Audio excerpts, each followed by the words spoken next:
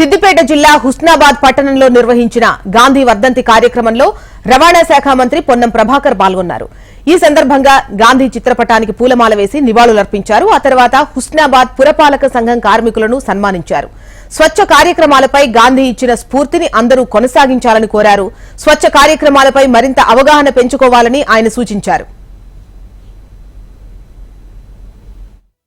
హుస్నాబాద్ పట్టణంలో ఉన్నటువంటి పారిశుద్ధ కార్మికులను సన్మానించుకొని వారు చేసిన సేవలు, వారు చేస్తున్న సేవల పట్ల ప్రజల యొక్క గౌరవం వారికి ఏ విధంగా ఇవ్వాలి అనేటువంటి ఆలోచనతోటి గాంధీ గారు ఆనాడు ఏ విధంగా మన పని మనం చేసుకోవాలని, స్వచ్ఛ కార్యక్రమాల్లో ఏ విధంగా పాల్గొనాలనేటువంటి స్ఫూర్తినిచ్చున్నాడో ఆ స్ఫూర్తికి అనుగుణంగా ఈరోజు గౌరవ పట్టణానికి సంబంధించిన ప్రజాప్రతినిధులు కావచ్చు, మిగతా అన్ని రాజకీయ పార్టీలు, అధికారులు, పత్రికలు అందరం కూడా కలిసి హుస్నాబాద్ పట్టణ ఇన్ని అవార్డులు రావడానికి కానీ, పట్టణం శుభ్రతగా ఉండడానికి కానీ కారకులైనటువంటి వాళ్ళందరూ కూడా బట్టలతో పెట్టి సత్కరించాలనేటువంటి నిర్ణయం తీసుకొని వాళ్ళందరికీ బట్టలు, దండ, పూలు, పండ్లు అన్ని పెట్టి వాళ్ళందరూ కూడా గౌరవించుకునే విధంగా ఈరోజు ఈ కార్యక్రమం తీసుకోవడం జరుగుతా ఉంది.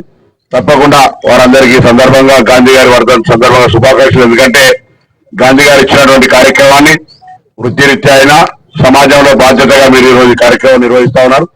తప్పకుండా మీ సేవలు ఎవరు కూడా మర్చిపోయేటువంటి పరిస్థితి ఉన్నది. వారికి మనందరం కూడా పట్టణం పరిశుభ్రంగా ఉండాలంటే మనం కూడా మనసా వాచ భాగస్వాములు సహకరించాల్సిన అవసరం ఉన్నది.